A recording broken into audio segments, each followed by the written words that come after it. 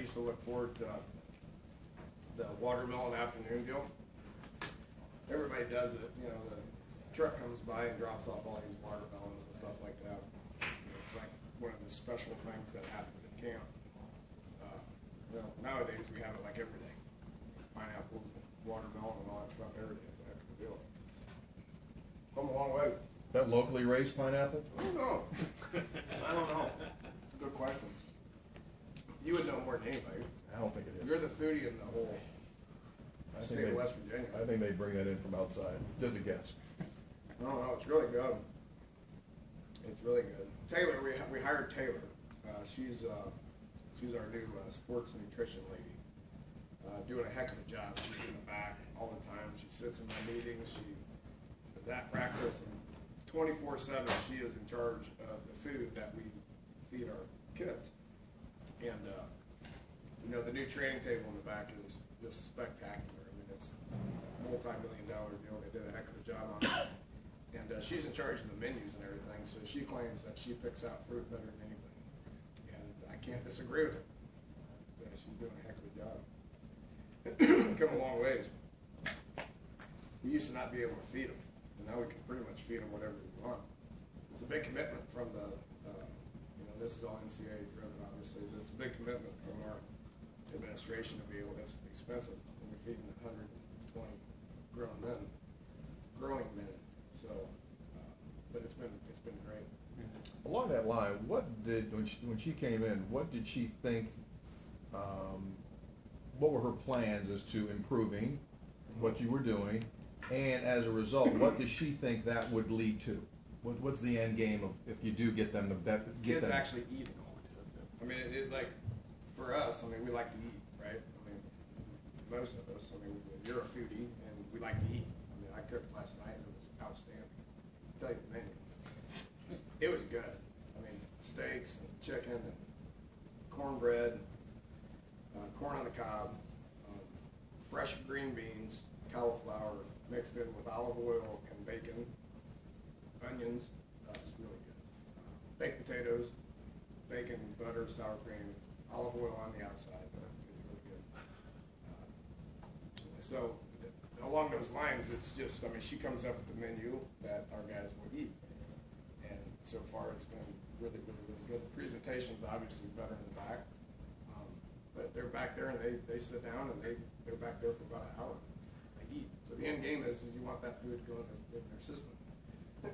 Eating and sleeping is the key to recovering and getting back on the field as healthy as you can possibly get. Is she to this extent of trying to keep guys from going and eating a McDonald's hamburger too? Yeah, you'd like them to. I mean, as much as this time of the year, as much as we feed them, we can prevent it because we're giving them 4 meals a day. Really, when you get into the routine of us giving them like 1 meal a day, what are you gonna do? They're gonna go do that. We try to educate them to the point to what's good and what's bad. I remember days of kids would fall out in practice, and I'd be like, "What's wrong with you?" And they're like, "I'm starving," because they'd like rush from class and they'd get over here and they'd get into meetings and then they'd go outside and they'd practice and then fall out because there's nothing in their system. And we really couldn't give them snacks and stuff. I mean, it's ridiculous. We're asking them to go out there for 3 hours and sweat and run and all that stuff, and they don't have fuel in their body. Now it's different. Mike has a snack for them every day, 30 minutes before a meeting. So there's never that excuse ever again. We've got protein shakes, we've got all the snacks down there, and we feed them sandwiches. And, so that's not going to happen. But you're never going to prevent those kids from eating a late night McDonald's or a pizza or something like that. It's better than nothing. Yeah. We can't give them 3 meals a day year round. Any more food questions? This is a great conversation. What'd you cook last night? Leftover salmon from the night before. It was really good. I had a salmon. So I went yesterday. So I went back there. We had brunch yesterday. Yesterday was our recovery day. All right, so we couldn't practice yesterday. You got to give them a recovery day once a week. And went back there. It opened at like 10:30. So we had a huge brunch. All right, there's a big pasta bar So I walked in, I was checking this pasta bar out because it was the first time it had been opened back there, and it had like 3 different kinds of pastas: chicken, shrimp, sausage. You know, whatever kind of sauce you want, whether you want white sauce or red sauce or whatever. They just say put that on that. And it's like, God, that looks good. There was like 30 people in line. I was in a hurry, so I was like, skip that. I go over to the omelet station. So I went over to the omelet station because it's brunch. And it has 100 different kinds of omelets and all that. And I'm like, that looks pretty good too. There's 30 people there. Once again, I was like, I don't have time to wait. So I went over to the other station where it's just the main deal, and it was pork tenderloin and salmon. So I had a pork tenderloin, sliced pork tenderloin with a piece of bread, and then I made a salmon salad. It had just 100 different options when it comes to the salad aspect of it.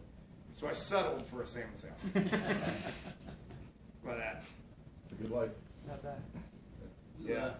You got to Good set stuff. up for media in restroom? We'll treat you at some point. When are we going to do that, Mike? It's not on the schedule right now. Oh, wow. Shocking. Yeah, we'll have to schedule that because that's really good.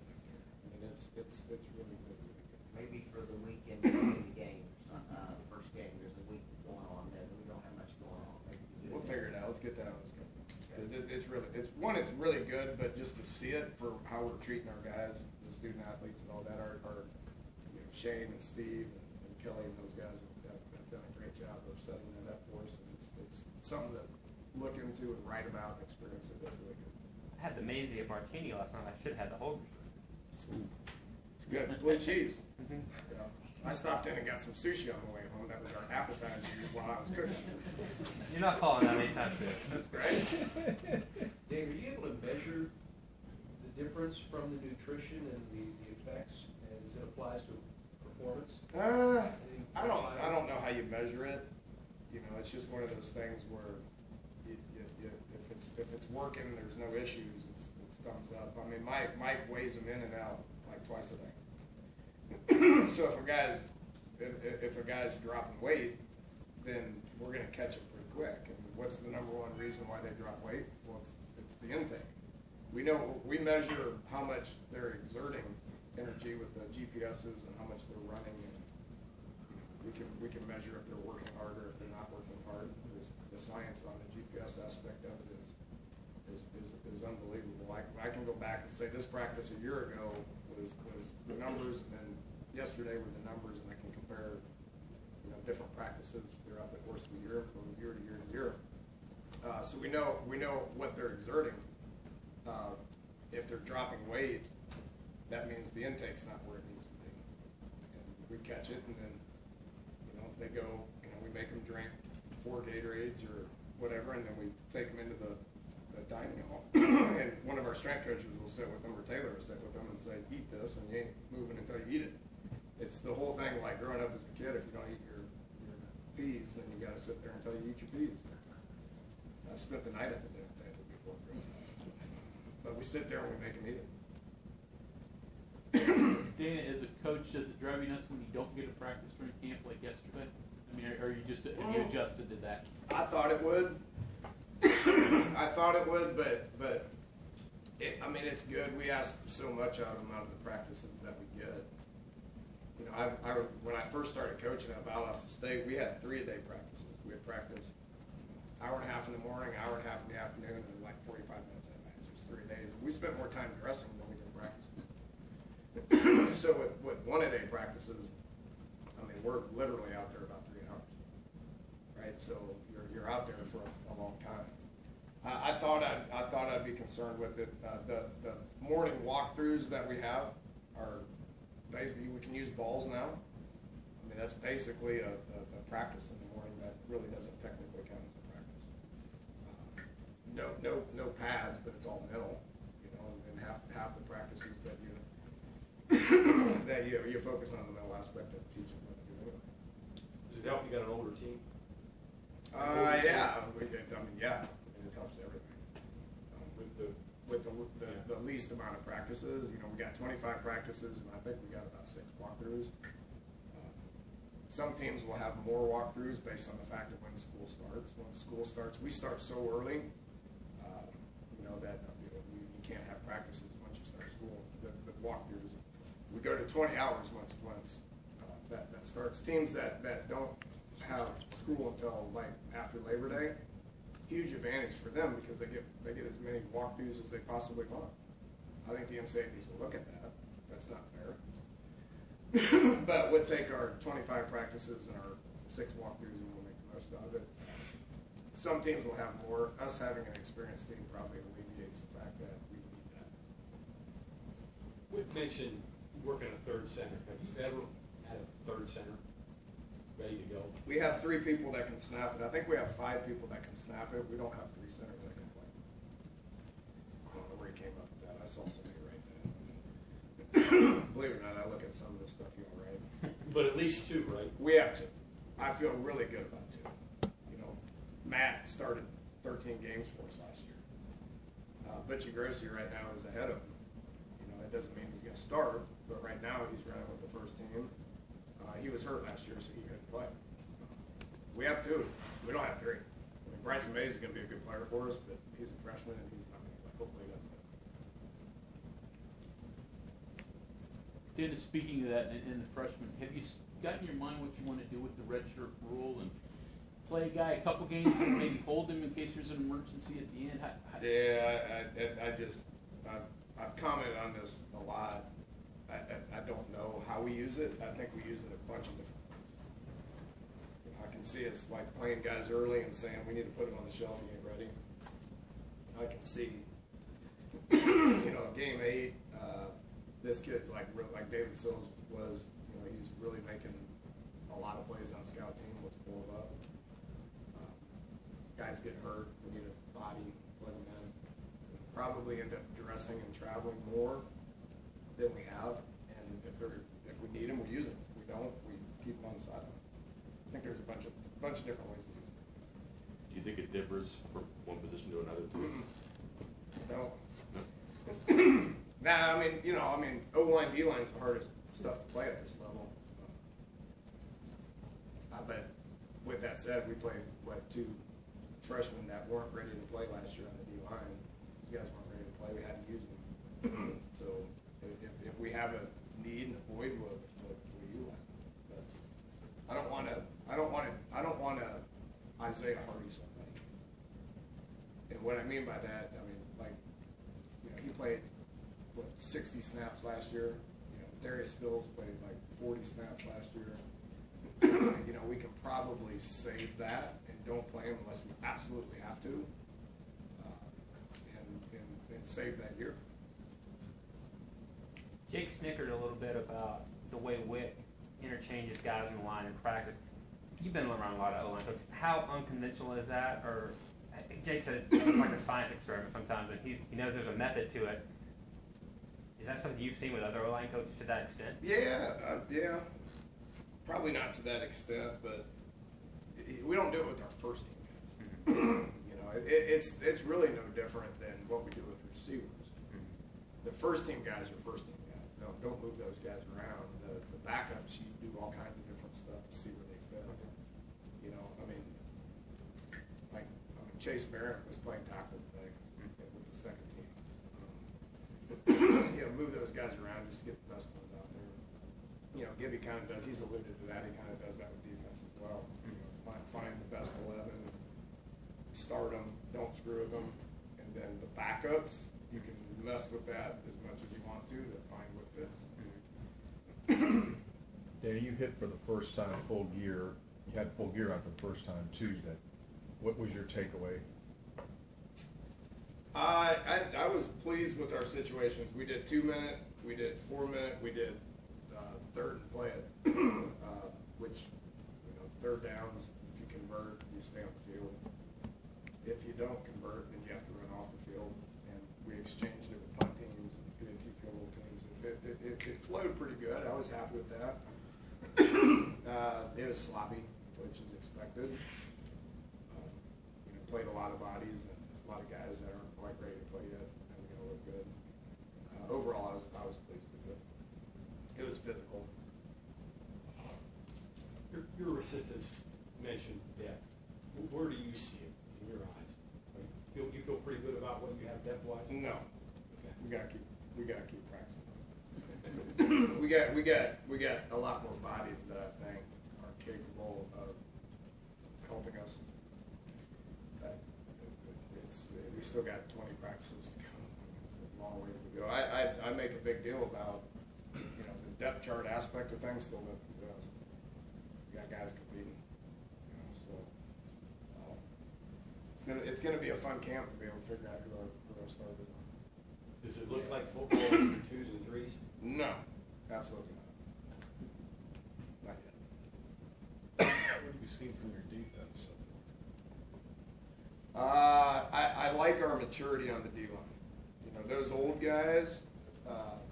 Jabril has looked good. Kenny has looked good. They have brought maturity to our D line. They're grown men. Zeke's old. Reese is old. So it's nice to be able to have older, mature guys. It reminds me, and I don't know.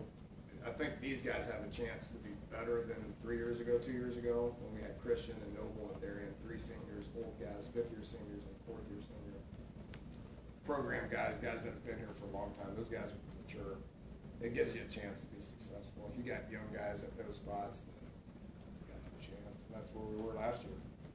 So we have older, mature guys that talk and that play football and understand the game, and it gives that second level and that third level, which we have a lot of experience in that second level and that third level. It gives them a chance to do their job. And how do you bring in guys that have played 3-4 years at other schools, graduate transfers or whatever, and get them as gung ho as you want them about playing at West Virginia? The summer helps, having those guys all summer. That's critical.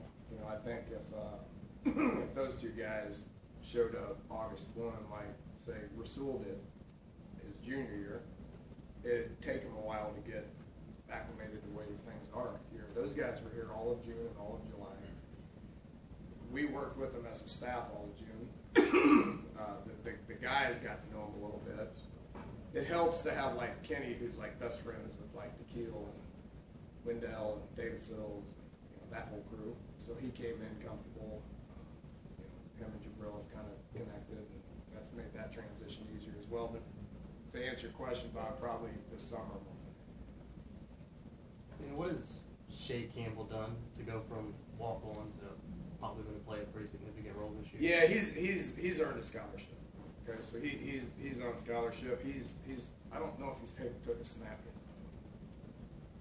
But just Gibby loves him. He's smart. Reminds us a lot of Justin Hart, West Virginia kid that walked on and does everything right. Good football player. Shows up in practice. Did a great job for us on scout team last year. He's going to be on a bunch of special teams and back with linebacker right now. So hopefully he lives up to what we think he can do. Then you talked about competition. What about the kicker situation? You got 2 kids there, both scholarship. What do you Evan is he's a clear-cut number 1 at PAT field goal. He's kicking the ball very well. We got some competition as a backup kicker. Hogan and Silcox, those guys are competing right now. Billy looks really good. Billy's been on the shelf for about 6 months. I can't remember if he finished spring or not, but he looks good. We haven't got into the competition aspect of the kickoffs yet. We'll get into that next week. That's really the only competition. Would you like Deep snapper and kickoff guy are a competition. Would you like if Evan wins the place kicking job, would you like him separate from the kickoff job? You'd like that if you had 3 different ones that can just focus on that, but then you got to talk about who's the backup. So those guys got to do it anyway.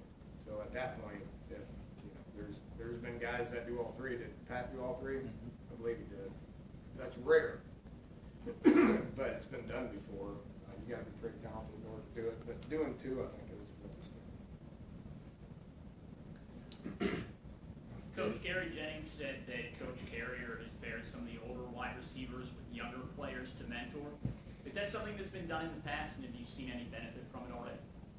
Yeah, and that's a summer conversation as well. When those guys got here in the summer, we paired up Sam with TJ and Randy with Gary and I think Bryce with David or something, and just to help those guys out. we can coach them 2 hours a week in the summer, which isn't very much. So you want those guys to be able to kind of just do what they do, just follow them around and do what they do. And my goal, we have 4 older backup receivers.